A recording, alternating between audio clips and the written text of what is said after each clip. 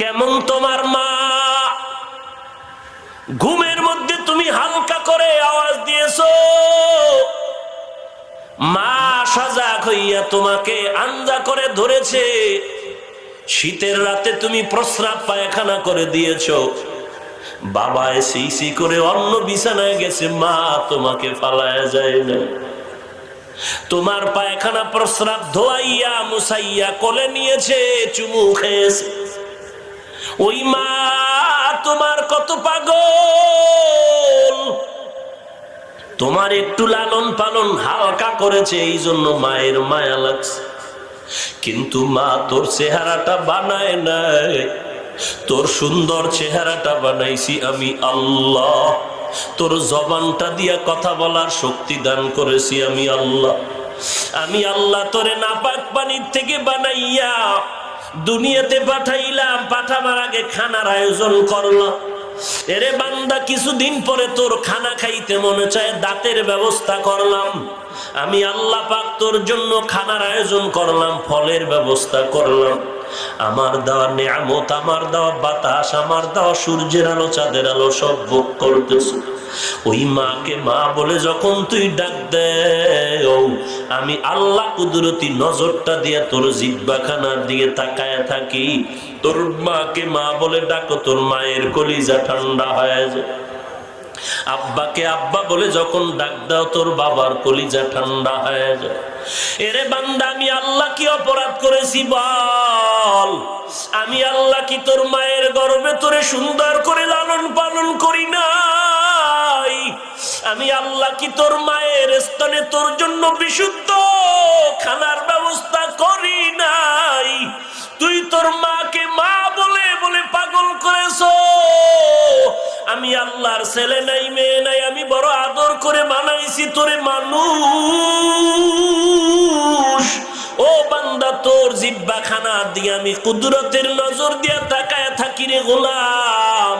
তুই আব্বাকে আব্বা বলে ডাক, আম্মাকে আম্মা বলে ডাক দে। তবে মাঝে মাঝে কখন তুই একবার জিহ্বাটা নাড়ায় বলবি আমার আল্লাহ। তোর ওই আল্লাহটা ডাকে আমি কত না খুশি হয়ে যাইতাম। এরে মা, তোর একটা ডাকে এত পাগল পারা হয়ে যায়, বাবা এত পাগল হয়ে যায়। সন্তান রাগ করে মায়ের সাথে কথা বলে না, বাবার সাথে কথা বলে না। মা মনটা বেজার, বাবা মনটা বেজার, কিন্তু অপেক্ষায় থাকে বাবা। একটা বাবা কয়া সন্তান ডাক দিলে কলিজা ঠান্ডা হয়ে যাবে। বাবারে যখন সন্তান আব্বা বলে ডাকে, বাবার মধ্যে চুম্বুকের মতো মায়ার আকর্ষণ শুরু হয়। সন্তানের কাছে টেনে বলে, আয় আয়, এতদিন যে তুই কোনো কথা বলো না, আয় আয়, আমি তোরে আজকে মাফ করে দিলাম। এরে বান্দা, ওই মা বাবার থেকে কি আমার মাওলার মায়া কম? আজকে যারা গুনাহ করি আমার মাওলার রহমত থেকে ভেগে যাইতেছো। গুনাহ করে করে চোখ দুইটারে নাপাক বানাইছো। গুনাহ করে যাদের হাত নাপাক, যাদের জিহ্বাটা নাপাক, গুনাহ করে করে যারা আল্লাহর রহমত থেকে দূরে সরেছো, আমার আল্লাহ বারবার ডাকে, বান্দা আমাকে একবার মায়া করিয়া ডাক দে। ওরে বান্দা, তুই যখন আমাকে আল্লাহ বলে ডাক দিবি, উদউনি আস্তাজিব লাকুম, বান্দা তুই আমাকে ডাক দিবে, আমি জবাব দেওয়ার জন্য তৈয়ার হয়ে আছি। মোহাব্বত করিয়া যদি বান্দা তুই দুই ফোঁটা চোখের পানি ছেড়ে ডাক দাও, আমি আল্লাহর মায়া 99 গুণ বেশি। আমি আল্লাহ বান্দা দিয়ে তাকায়া থাকি রহমতের দরজা দিয়া, কখন বান্দা আমার দিকে আগায় আসবে। বান্দা তুই 1 বিঘা আগায় যাবি, আমার আল্লাহর রহমত 1 হাত আগায় যাবে। তুই যখন আমার দিকে 1 হাত আগায় যাবি, আমি মাওলার কুদরতি রহমত তোর দিকে 2 হাত আগায় যাবে।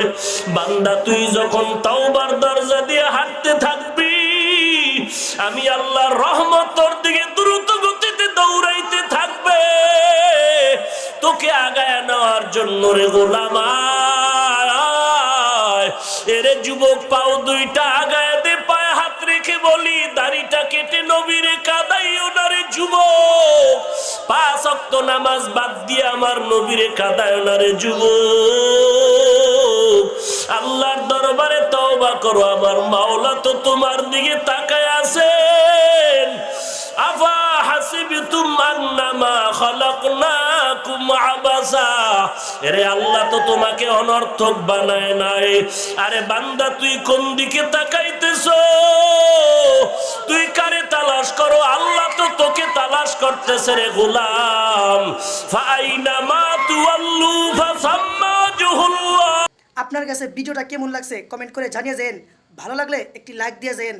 আর এরকম সুন্দর সুন্দর ভিডিও পাওয়ার জন্য আমার ইউটিউব চ্যানেলটা সাবস্ক্রাইব করে রাখবেন আর ফেসবুক পেজটা ফলো করে রাখবেন। তো সবাই ভালো থাকবেন, সুস্থ থাকবেন। আসসালামু আলাইকুম রহমতুল্লাহ।